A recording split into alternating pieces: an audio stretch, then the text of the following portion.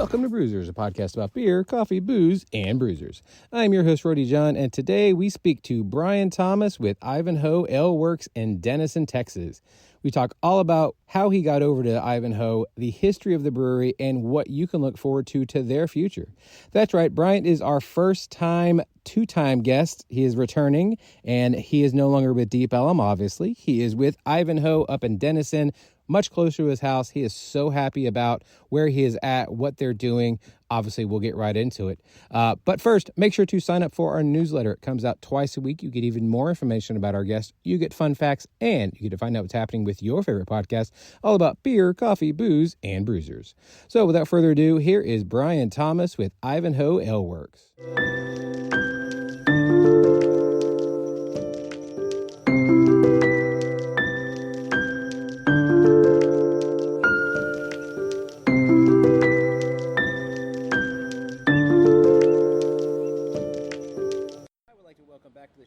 Bryan Thomas. He is with Ivanhoe Ale Works here in Denison, Texas. How are you doing today, sir? I'm doing great. How's it going? It's doing fairly well. Obviously better for you now. Yes. Yeah. Yes. I got some harsh news today in the DFW brew scene, so yeah. As we're recording, the news came out that Deep Ellum Brewing in Deep Ellum will be closing. So, but you know, the Deep Ellum name and beer will continue to live on, as they said, but the facility itself is closing. As the last time you were on the show, we did it in the backyard of Deep Ellum. Yes. So now we're up here in Denison.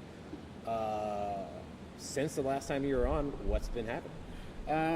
Well, while I was still at Deep Ellum, I actually live out here. I live in Sherman, so it's not too far from here. And this brewery, I had heard from Peter at, he does the brewing class at Eastfield. That's it. And he reached out to me and told me that they were having issues and they were needing somebody to come out and help them out. So I came out here and met with the owner, Becca, and we hit it off, and we both have the same kind of vision. Fellow who was here before, from what I could tell, did him pretty dirty, and he doesn't like me saying that. He actually got mad, but he knows what he did. So, but anyway, so we're trying to basically revamp the brand and revamp the whole vibe of the place. We're redoing everything. Everything's new. The beer's new, the wine's new, the food's new.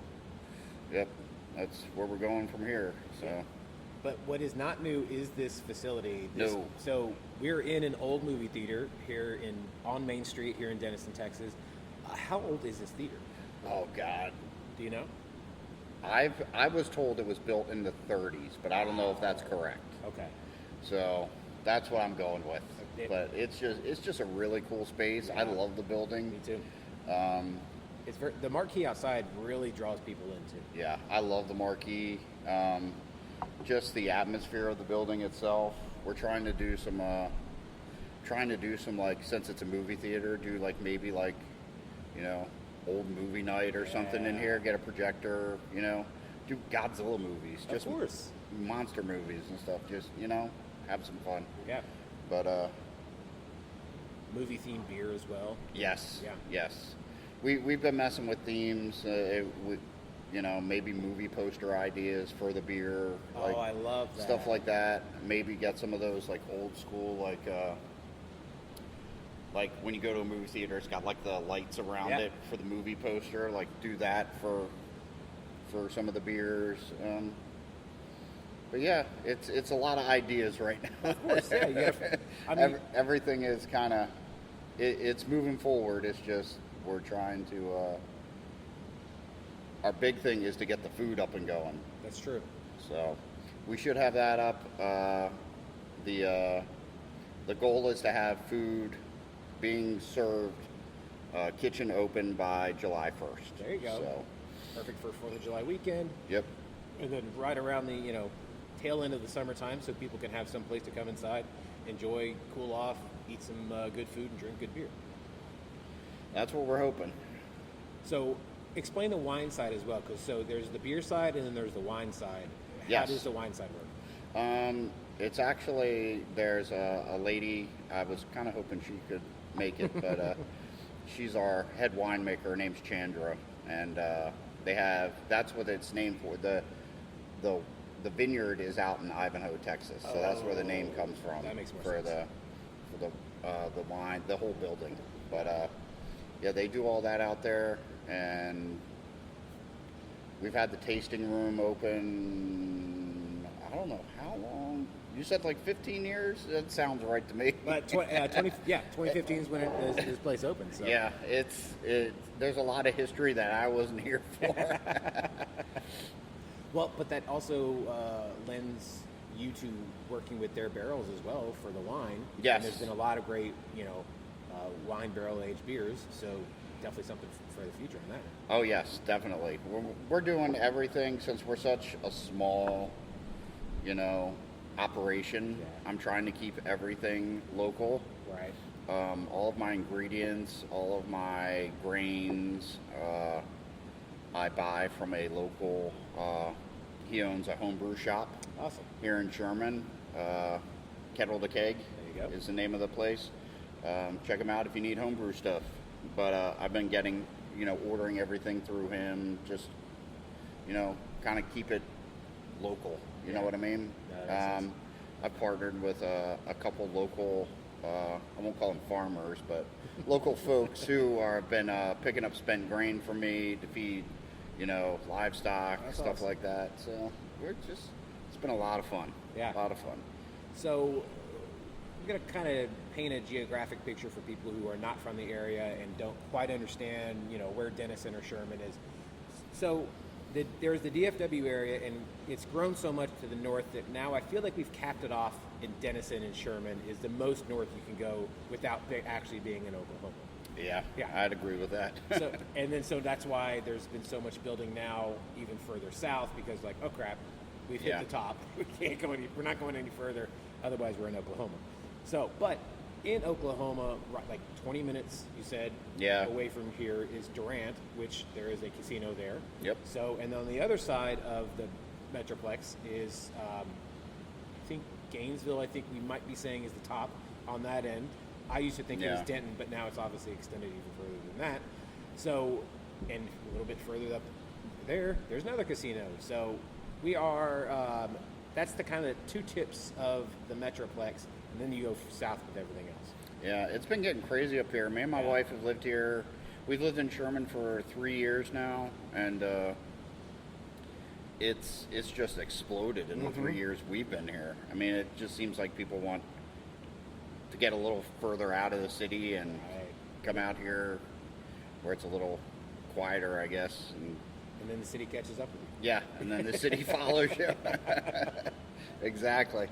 Well, you talked about, so this is a lovely main street, and you were saying that there's a lot more young people moving here to Denison as well.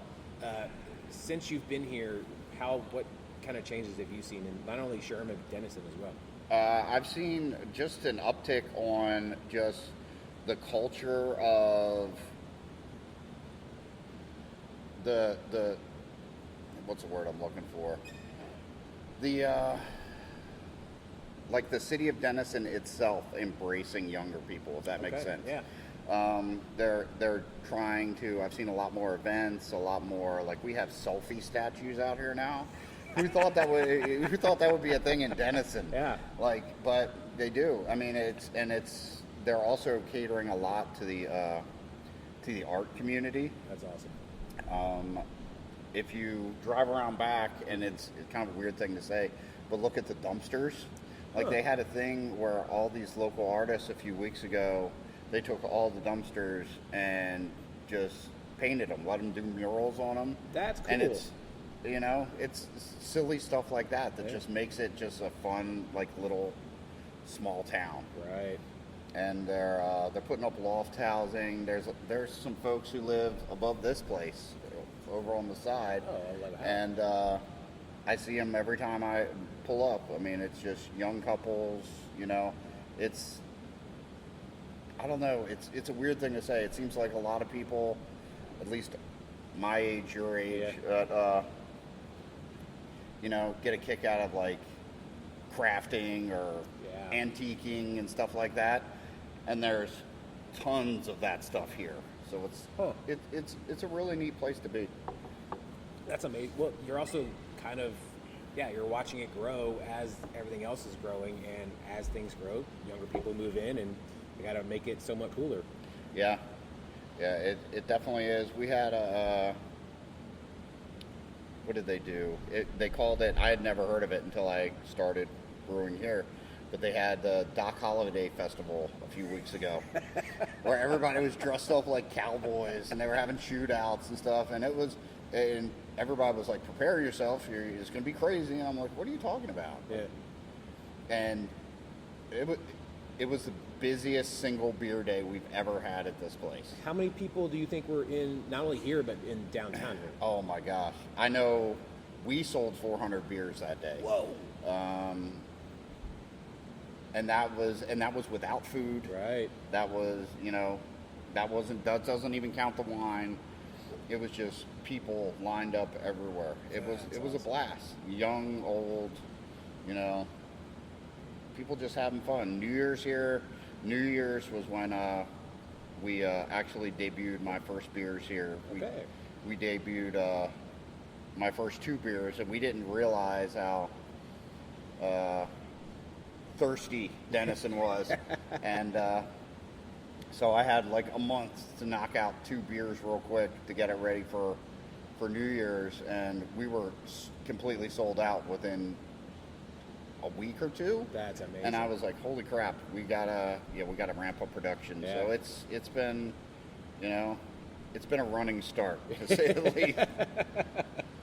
Yeah, I mean, you were talking about the art earlier when I was turning in here. There is definitely murals turning onto Main Street on both sides. And I was Yeah, like, if what you is drive that? up and down, you'll see them on sides of buildings and stuff. It's really cool how they've kind of embraced the local art community.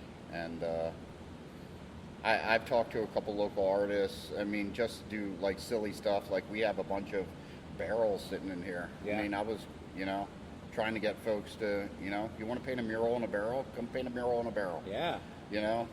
Let's do something fun. I love that. Not only the aesthetic, but I love